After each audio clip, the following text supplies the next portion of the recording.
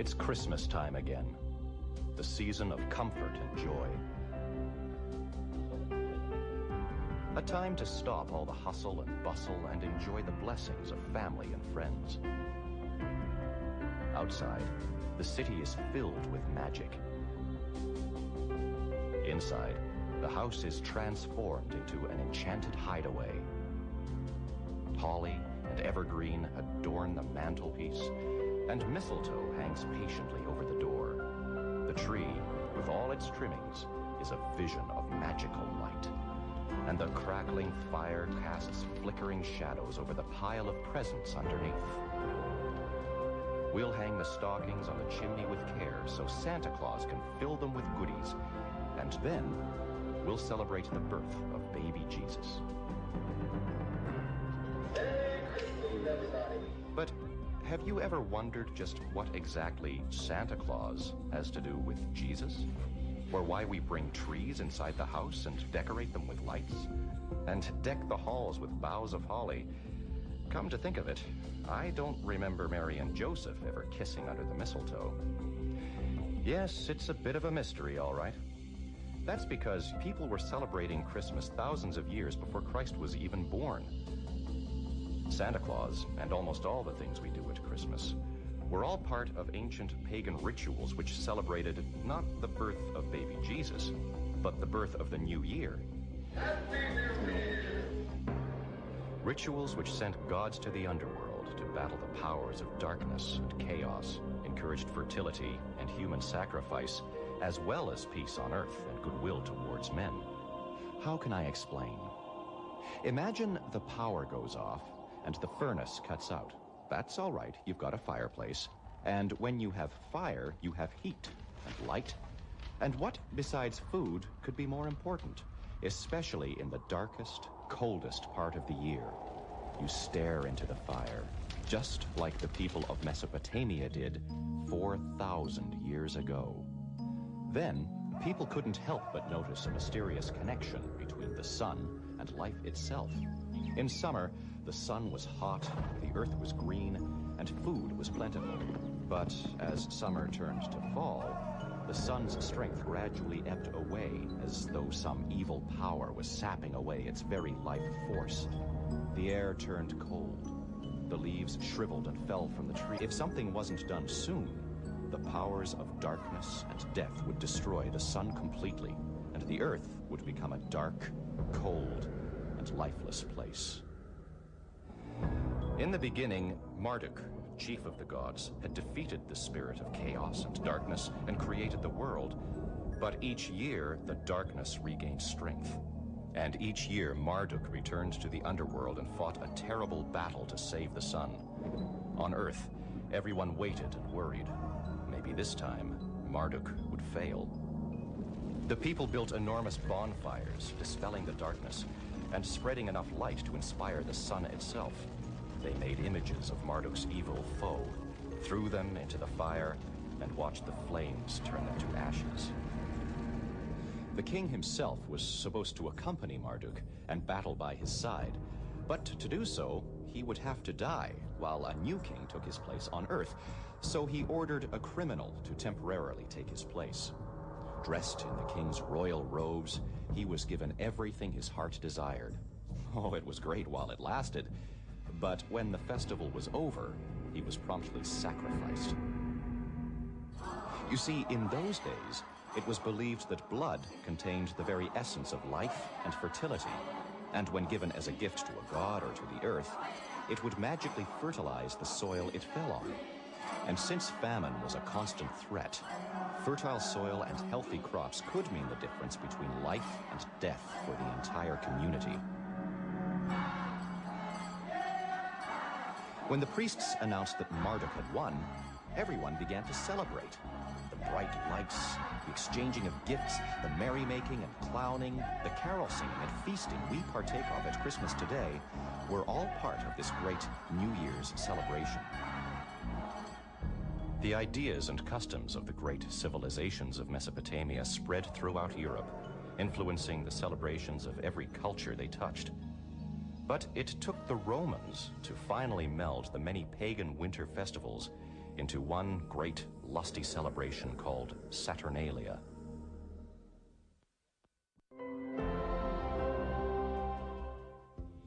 In the Roman New Year's festivals of Saturnalia and the Calendai, Saturn replaced the Mesopotamian god Marduk as host of the ceremonies, but the rituals were much the same. The idea of reliving a golden age in the distant past set the mood for the festival. The days when Saturn, a just and kindly monarch, ruled, when everyone was equal and everyone was happy. It was a time of goodwill toward all. Schools were closed, no battles could be fought, and no one could be punished. As the poet Lucan explained it, all business, be it public or private, is forbidden during the feast days, save such as tends to sport and solace and delight. Let none follow their avocation, saving cooks and bakers. All men shall be equal, slaves and free, rich and poor, one with another. Anger, resentment, threats are contrary to the law. No discourse shall be either composed or delivered, except it be witty and lusty, conducing to mirth and jollity. masters and slaves ate together, exchanged places, and all rules were turned inside out. The slaves chose one of their members to be king of the household festival. His word was law, and he commanded the guests to perform every outrageous act that came to mind. One must shout out a libel on himself, another dance naked, or pick up the flute girl and carry her thrice around the house. In Rome, these mock kings weren't sacrificed at the end of the feast, but in the Balkans, when Saturnalia arrived, the soldiers used a lottery method so the gods themselves chose which of them would be the king. For a whole month, the chosen one was given every indulgence. But when his 30 days were up, he had to stand at the altar and kill himself.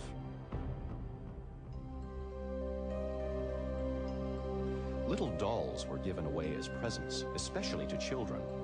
Sad to say, this custom was probably a remnant of human sacrifice too. For Saturn was an ancient agricultural god who ate his own children, and his Carthaginian counterpart was the god Baal, whose horned figure contained a furnace into which children were sacrificially fed. Fortunately, over the years, the custom changed from children being given as gifts to children being the ones to receive gifts. The day after the festival of Saturnalia was December 25th, when the Romans calculated the sun to be at its lowest ebb, ready to increase again. Later, it became known as Juvenalia, the Feast of the Children. A few days later, the Kalends began, a festival concerned with the date of the new year and the two-faced deity Janus, with one face looking back on the past and the other forward to the future. On January 1st, New Year's Day, people masqueraded through the streets, feasted, visited friends, and gave each other good luck gifts. Originally, they were candles and lucky fruits. Later, they were lucky cakes and other tokens of well-wishing. Halls were decked with boughs of laurel, and evergreens were decorated with candles to fend off the spirits of darkness. This is how Libanius, the Greek sophist of the 4th century, described the celebration. The festival of Kalends is celebrated everywhere as far as the limits of the Roman Empire extend. Everywhere may be seen carousels and well-laden tables. Luxurious abundance is found in the houses of the rich, but also in the houses of the poor. Better food than usual is put upon the tables. The impulse to spend seizes everyone. He who the whole year through has taken pleasure in saving and piling up his pence becomes suddenly extravagant. People are not only generous to themselves, but also towards their fellow men. A stream of presents pours out on all sides. The Kalends festival banishes all that is connected with toil and allows men to give themselves up to undisturbed enjoyment. On the eve of the new year, few people go to bed. Most go about the streets with singing and leaping and all sorts of mockery. Now that sounds a lot like Christmas today, doesn't it? But why all the extravagance and generosity? Well, It was rather like buying insurance for a good and prosperous year ahead. It was the idea that all's well that ends well turned backward. In the beginning of the year, people acted out how they wanted the rest of the year to be. Giving ensured wealth, and eating and drinking excessively assured lots of food and drink.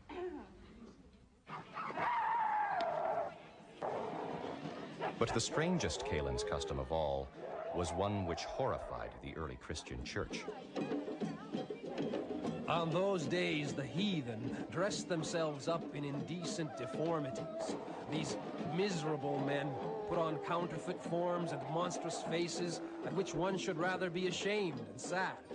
Some are clothed in the hides of cattle, others put on the heads of beasts, rejoicing and exulting that they have so transformed themselves into the shapes of animals that they no longer appear to be men.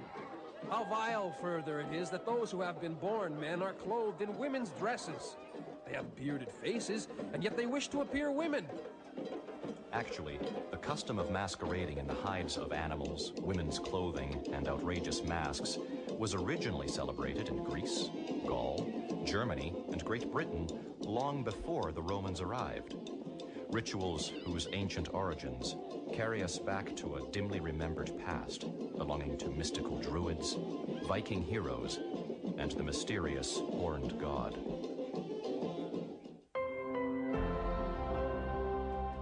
For the most part, the pagan midwinter festivals were a time of joy and celebration, a release from everyday duties and social restrictions. All that could be done to prepare for winter had been done.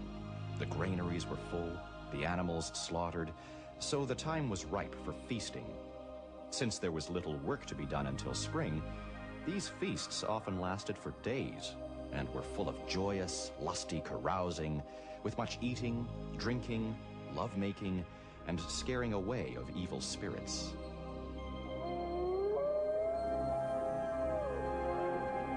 Yes, evil spirits, for winter was the time when death and darkness ruled the earth and attracted ghosts and otherworld spirits to roam among the living. In the dead of winter, the evergreen symbolized the permanence of the life force. Its green, death-defying leaves suggested strange powers, as if they contained the sun within themselves, and of all the evergreens. Holly and ivy and mistletoe, which all bear fruit only in the winter, were seen as a triumph of fertility over the forces of darkness and death. For as long as is known, these plants were brought into the house to protect the home from the evil spirits so abundant during the dark time of the year, and to attract fruitfulness in the year to come. Evergreen trees, which didn't bear fruit, were decorated with gilded nuts and apples. Mistletoe was especially revered by the Celtic priest class, known as the Druids. They called it the all-healer, and not only did it increase the productivity of the soil and fertility of cattle, it also cured impotence, and sprigs fixed above doorways kept away lightning and many kinds of evil. Since mistletoe has no roots in the ground, it was believed to come from heaven itself, and that's what gave it such wondrous powers. If the mistletoe grew on the sacred oak, it was especially powerful. To the Greeks and the Celtic Druids, the oak was the holy tree which, when struck by lightning, transported the gift of fire from the sun god to the earth.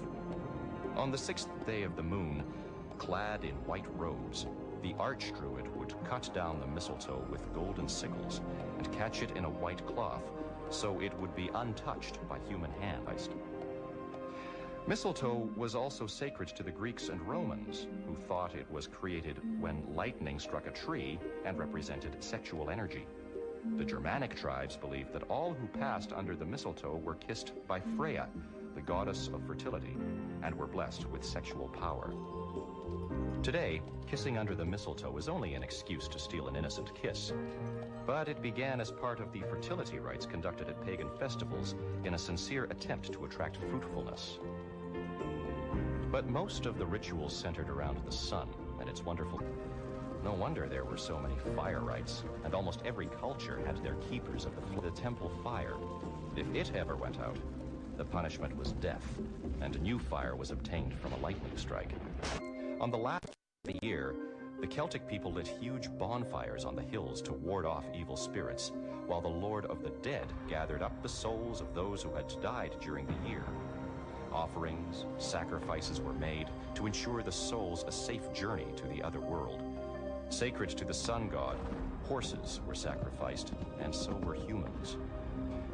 People, mainly criminals, were put into huge wicker and thatch cages shaped like animals or giants and burned to death. The gods appeased, and the souls of the departed loved ones safely on their way to the other world, the feasting, dancing, and merrymaking began. The ghosts of ancestors thronging about the houses were invited to join an enormous banquet. And when the feast was over, the villagers, wearing masks and dressed up as various spirits and souls of the dead, paraded to the outskirts of town, leading the ghosts away with a tremendous racket and flare of torches. Paper hats, noisemakers, the honking of horns, and banging of pots at New Year are the remnants of these parades today. Later, the church's establishment of All Souls Day, or All Hallows Eve, kept most of the New Year's practices of honoring the dead to early November. In Scandinavia, the midwinter festival was called Yule, which meant wheel, and represented the annual revolution of the sun.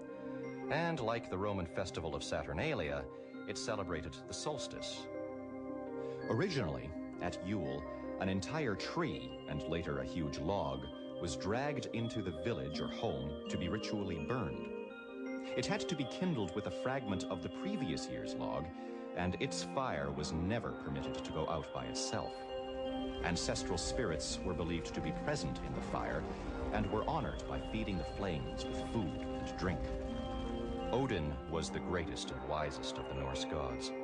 His wife was Frigga, goddess of fertility, and his son was Thor, god of thunder. Odin spent most of the year in the distant land of Valhalla, where he lived with the spirits of the great Viking heroes.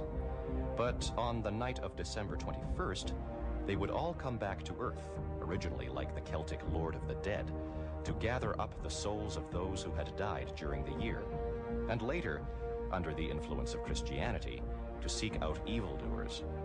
Odin, with his long white beard, led the hunt on his great white horse, carrying off naughty children in a howl of wind. That night, people in the Netherlands left out offerings of grain for Odin's horse and food for the spirits. But some Christmas customs carry us back to a stage of religion far earlier than Celtic and Norse mythology, to a time before people had anthropomorphic gods, when animals, plants, and forces of nature were regarded as incarnations of powerful spirits, a time whose dying beliefs have become superstitions or are labeled as witchcraft.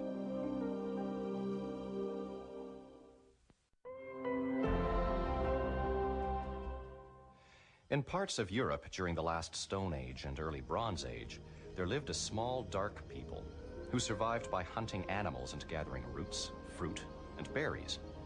Many of their gods took the forms of the animals which gave them life, and their priests, or shaman, wore ceremonial horns and sacred skins. The sacred horn and cloven hoof, later adopted by the church to depict the devil, was a symbol of good, and the horned god was the very first incarnation of Santa Claus.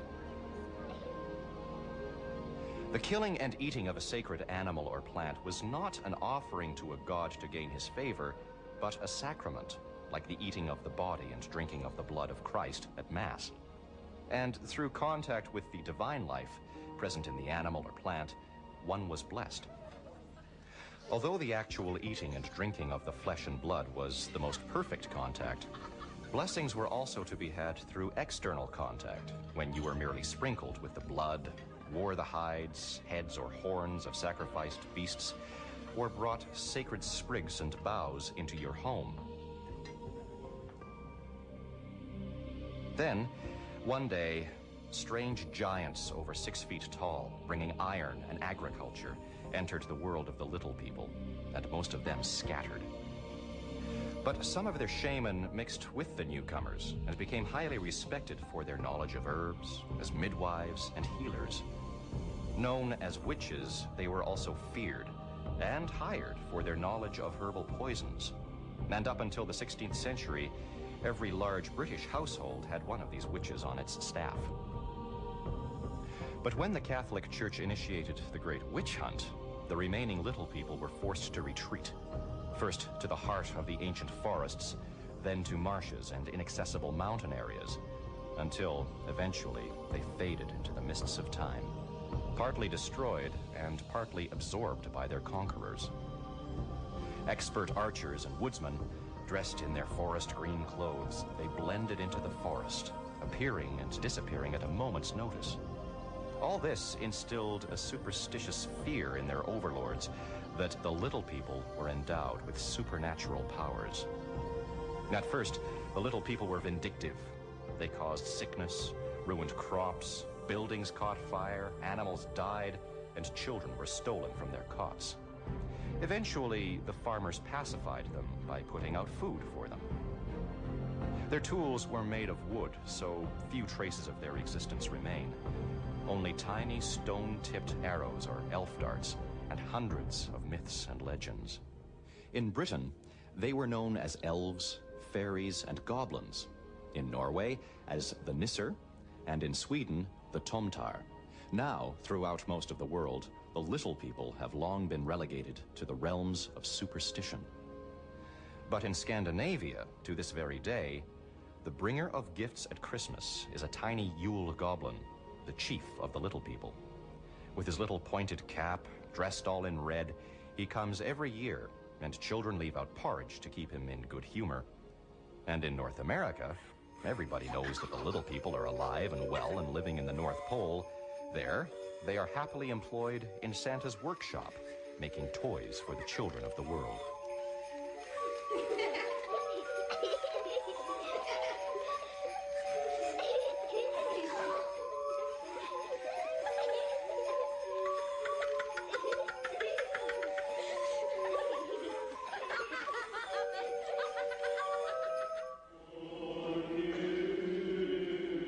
By the 3rd century, the Church Fathers threw up their hands in despair of ever completely eliminating the celebration of Saturnalia.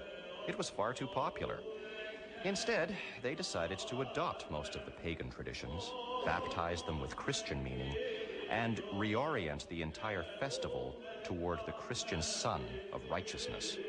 The date of Christ's birthday was chosen to compete with the pagan celebrations of December 25th, sacred not only to the Romans, but also to the Persian religion of Mithraism, whose followers worshipped the sun and celebrated the return of its strength on that day, and which in those days was one of Christianity's strongest rivals.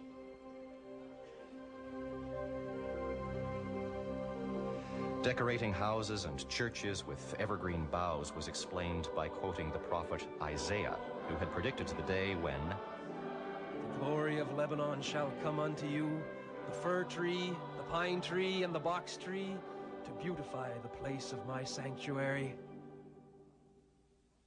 The evergreen boughs of the Christmas wreath became symbolic of the everlasting life which Jesus Christ's birth promised to the faithful, and its circular shape was a reminder of the crown of thorns placed on his head when he was crucified. Holly now symbolized eternal life. Its bright red berries represented the drops of blood Jesus shed on the cross. Their color also represented the burning love for God, present in the hearts of the faithful. The prickly leaves remind us of his crown of thorns. Later, during the Middle Ages, the red berries of the holly were believed to keep witches away, and holly became the traditional lucky evergreen for wreath making. Only mistletoe, the pagans' most sacred symbol of fertility, was entirely banned from the church. The Christmas tree, as we know it, began in Germany in the year 718, when St. Boniface arrived from England to convert the pagans. Determined to root out all that was heathen, he cut down a sacred oak in the city of Gismar. To pacify the angry worshippers, he planted a fir tree in its place and declared this to be a symbol of their new faith. It so happened that this took place on Christmas Eve.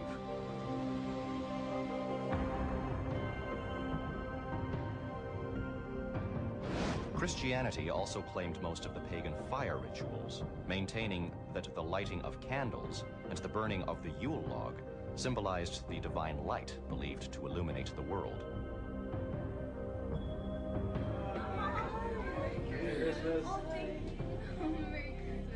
Exchanging gifts was said to relate to the gold, frankincense, and myrrh that the wise men carried with them from the east when they came to pay homage to the newborn Christ. And the tradition of singing at Christmas, from the idea that angels sang when they appeared to the shepherds at Bethlehem to announce Christ's birth.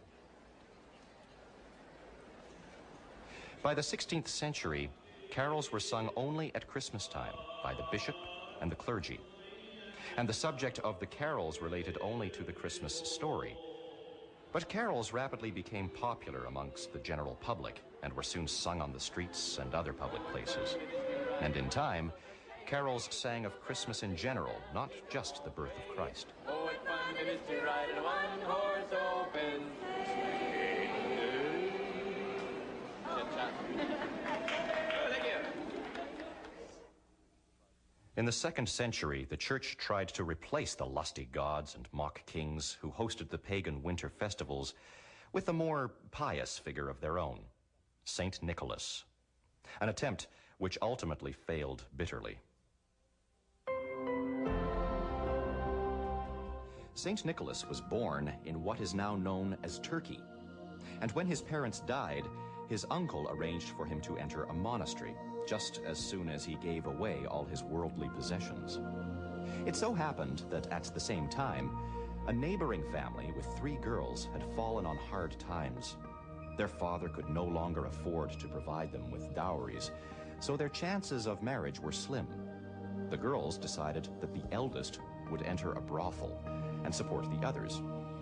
When Nicholas learned of their plan, he put some gold coins in a bag and waited until the wee hours of the morning and went out into the street. The next morning, one of the girls found the little bag of gold. Some say it was lying in her shoe, others in her stocking. And the next night, the same thing happened. On the 3rd night, the girl's father waited up and caught Nicholas in the act of dropping the 3rd bag through the window. Nicholas begged him not to reveal his identity, but the grateful father must have told someone, for the story survives, and in time became the universal tradition of hanging up a stocking or putting out a shoe to be miraculously filled with gifts during the night. Eventually, Nicholas became a bishop and was called to attend the first general council of the Christian Church. That summer, there had been a terrible drought and famine was everywhere. Nicholas arrived at a small village hoping to find shelter, but not expecting any food. The innkeeper was so overwhelmed by the honor of receiving such a guest, he offered Nicholas a pot roast for supper. At first, Nicholas was delighted, but considering the state of famine, he became suspicious and went into the kitchen. There, he found the innkeeper preparing to chop up 3 little boys who had been killed and pickled in brine. Horrified, Nicholas fell to his knees and prayed fervently. Before the astonished gaze of the innkeeper, the 3 little boys came back to life. Nicholas founded an orphanage to care for them and became known as the patron saint of children. And his fame as a miracle worker continued to grow and spread throughout the Christian world long after he died. In the 1440s, the Spanish took possession of Holland, and the legend of St. Nicholas was introduced to the Dutch. St. Nicholas became known as Sinterklaas. Like Odin before him, Sinterklaas spends most of his time in a distant land, though now it is Spain rather than Valhalla, compiling all the deeds, good and bad, of Dutch children in a big leather book. And every year, he loads toys and presents on a ship and sets sail for the Netherlands. The children place a wooden clog by the fire to be filled with a present or sweets, and just as they had done for Odin, leave hay and carrots for his white horse. By the 17th century, Catholic missionaries reached Siberia and introduced St. Nicholas to the reindeer people, the tribes of nomadic herdsmen living north of the Arctic Circle. In winter, they lived in timber huts. A hole to let out the smoke served as a chimney. When the huts became buried in snow, the only way in and out was by a ladder through the smoke hole. Like the Norse, in the mythology of the reindeer people, the world was represented as a tree. Its roots were in the land of the dead, its top reached the home of the guardian spirits, and the central pole symbolized the world. A shaman, part priest and part medicine man, communicated between the world of men and the world of spirits. In midwinter, when the ceremony of annual renewal took place, the shaman climbed the pole on a symbolic journey to the other worlds, finally disappearing through the smoke hole. A supernatural reindeer acted as his bodyguard. To induce the necessary state of mind, the shaman took hallucinogenic plants and magic mushrooms. Fly agaric, like belladonna used by witches in medieval times, was particularly good because it created a sense of weightlessness, of floating in space. For a while, in the Arctic, St. Nicholas became a super shaman, the spiritual mediator between the people and their new Christian god, who came and went through the chimney. The other saint responsible for inventing Christmas tradition was St. Francis of Assisi. In a cave outside the Italian town of Criccio in the year 1224, he created the first nativity scene. A friend supplied a manger, straw, and live animals. People came from far and wide to see it, while Francis stood in front of the manger delivering sermons. His idea caught on, and today, nativity scenes are popular throughout the Christian world. By the Middle Ages, Christmas in England was a crazy mixture of Christian, Roman, Norse, and Celtic custom. Alongside St. Nicholas was Old Father Christmas, who wore a wreath of holly above his large bearded figure and looked like a cross between Bacchus and a druid priest. Like Sinterklaas, he inherited Odin's long white beard and traditionally traveled on a white donkey or even a horned goat. Old Father Christmas also led the Mummers, a troupe of traveling actors who wandered from tavern to tavern and village to village. Their plays incorporated many elements of pagan ritual, and the main theme was always death and rebirth. Father Christmas is often shown holding a large bowl called a wassail bowl. The word comes from the Anglo-Saxon washael, be thou hail, and expressed a wish for good health. This festive toast was traditionally offered with a concoction of hot ale, roasted apples, sugar, and spices. The beautifully decorated wassail bowl was taken from house to house and passed around so that everyone in the household could share in the spirit of fellowship. After each sip, those partaking in the toast were expected to top up the bowl, and great care was taken to make sure the wassail bowl remained full throughout the entire festive season, so they'd never run out of good cheer. To begin with, the idea of wassailing went far beyond fostering goodwill, and had more to do with people's concern to see nature renew itself after the harsh winter months. Wassailing was believed to magically bestow fertility on the recipient, whether human, tree, or beast. Fruit trees were toasted with the wassail bowl so that they would bear well in the coming season. Later, wassailing was the word for a group of people, mainly children, going from house to house singing carols in the hope of receiving a reward. There was also a mock king, the lucky one who found the solitary coin or bean in their portion of Christmas pudding. He was titled the King of Misrule, or King of the Bean.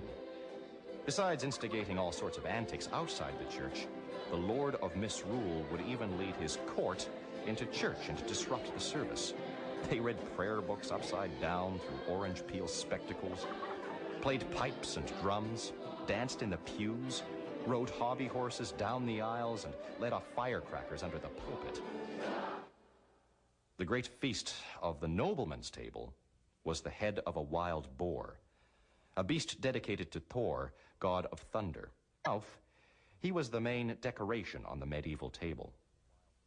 For a time, when the wild boar became extinct, an old German Michaelmas dish became, until the importing of the North American turkey, England's most popular Christmas dish. Cakes, wheels into which a candle was placed, a complete mix-up of sacrificial, Christian, and sun symbols, but all based on reverence for the grains of wheat and oats saved from the last year's harvest and baked in hope of a good year to come. The early practice of adopting pagan beliefs and giving them Christian meaning had its advantages. It made the church festivals popular, but it also encouraged a certain pagan lustiness, which finally led the Puritans of the 17th century to condemn all festivals as evil. In England, Henry VIII broke with the Catholic Church. The monasteries were dissolved and the pulpits silenced. In the Puritan strongholds of Europe, Christmas was abolished. Churches were closed, shops and offices ordered to stay open during what had been a holiday period. Christmas went underground. The great displays were over, and people began spending Christmas at home with family and close friends. In 1660, Christmas returned, and Charles II became king, but he never brought back the full-scale merriment Christmas had once known. The repression had lasted 18 years, time enough for many Christmas customs to fall away.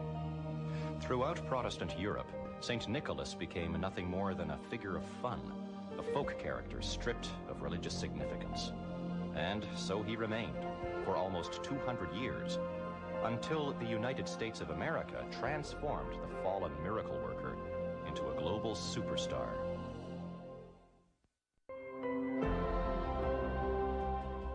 In 1626, the Dutch version of St. Nicholas sailed to America. He was the figurehead on the flagship of the fleet of ships bringing the first Dutch settlers. They settled on an island called Manhattan, where they had purchased land from the local Indians. Before long, a gilded statue of Sinterklaas was erected in the main square. Nearly 40 years later, the British renamed the place New York. But the Dutch stayed on, and their celebration of St. Nicholas Eve continued unchanged, except that in the century that followed, Sinterklaas became anglicized to Santa Claus.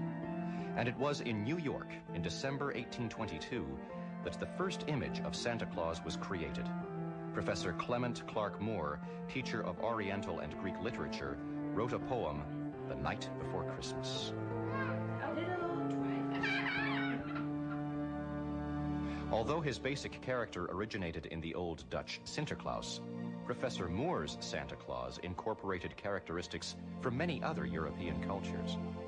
It was the Germans who first gave Santa his red, fur-trimmed costume, the Scandinavians his small stature, which enabled him to slip down the chimney, and the Russians his flying sled and magic reindeer. Meanwhile, in England, Christmas had never really recovered. Then, in 1837, Queen Victoria came to the throne and married Prince Albert. Albert was from Germany, where Christmas had never disappeared. He himself was one of the great authorities for the reinvention of the English Christmas. He introduced the first Christmas tree and helped to popularize carol singing. While some customs were being imported, new ones were being created. In 1843, Sir Henry Cole invented the Christmas card. A well-known London art dealer who aspired to improve the general public's taste, he believed that everyday things should be beautiful as well as useful. He came up with the idea of a Christmas card, a simple yet attractive token of friendship, to further enhance this special day. Cole commissioned J.C. Horsley to design the picture for his first card. It was based on the common medieval artistic device of a set of 3 illustrations. The central one showed a jolly party of adults and children with plenty of food and drink. And each side panel represented good works, the clothing of the naked and the feeding of the hungry. By the mid-1800s, both Father Christmas and Santa Claus had been used by businesses to sell everything from soap to nuts. But it was Coca-Cola who really exploited Santa's commercial potential. At Christmas in 1931, Santa Claus was shown swigging from a bottle of Coca-Cola on billboards, in magazines, and on shop counters all over the United States. And wherever in the world where Coca-Cola was being sold, Santa Claus was there to promote it for the next 35 years. But this Santa was different from the small, gnome-like character described in Moore's poem. This Santa was an all-American male, big, strong, and 6 feet tall, and he took the world by storm. Today, his popularity is undisputable. Well, good morning, boys and girls. Good morning, everybody. My, how glad I am to see all of you children here this morning. How many of you boys... In New York, there's a place called Santa's Workshop, North Pole, where Santa Claus is on duty all year round. And there's a college for department store Santas where you can get a Bachelor of Santa Clausing. There's even a town called Santa Claus, Indiana, where at Christmas, hundreds of thousands of parcels pass through its post office to be stamped with the local postmark. The Christmas spirit? Shop displays look magical and exciting, and sometimes, walking along the brightly lit streets with your arms full of Christmas surprises, you can't stop that special, childlike feeling of excitement and anticipation from welling up inside.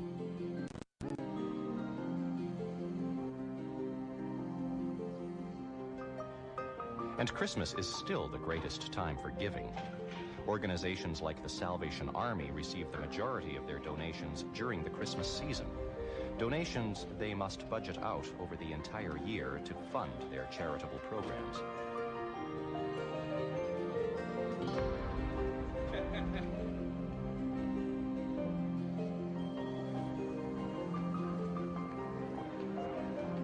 And so many people offer to serve Christmas dinner to the poor that many would-be volunteers have to be turned away.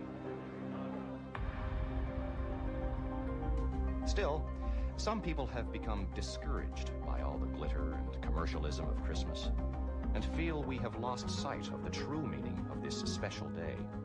Looking back to the ancient rituals of the pagan midwinter festivals, they are creating new Christmas traditions designed to recapture the true spirit of Christmas. One such tradition is created and performed by members of the Public Dreams Society in Vancouver, Canada. It is called the Festival of Lights and takes place in a huge public garden. Every night during the week before Christmas, people are invited to take a magical journey through the elaborately decorated garden.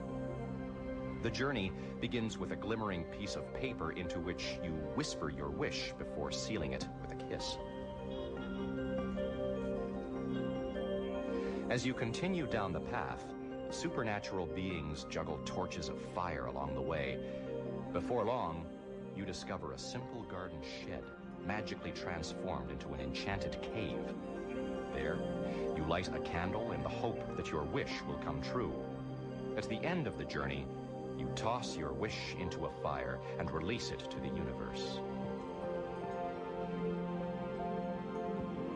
The forms, names, and rituals of Christmas may change. Its true meaning may become lost or go underground for a time, as it did during the Reformation, and perhaps will again under the pressure of commercialism. The Christmas spirit, the spirit of joy, celebration of life, and goodwill towards all, has been with us since time immemorial, and no doubt always will be.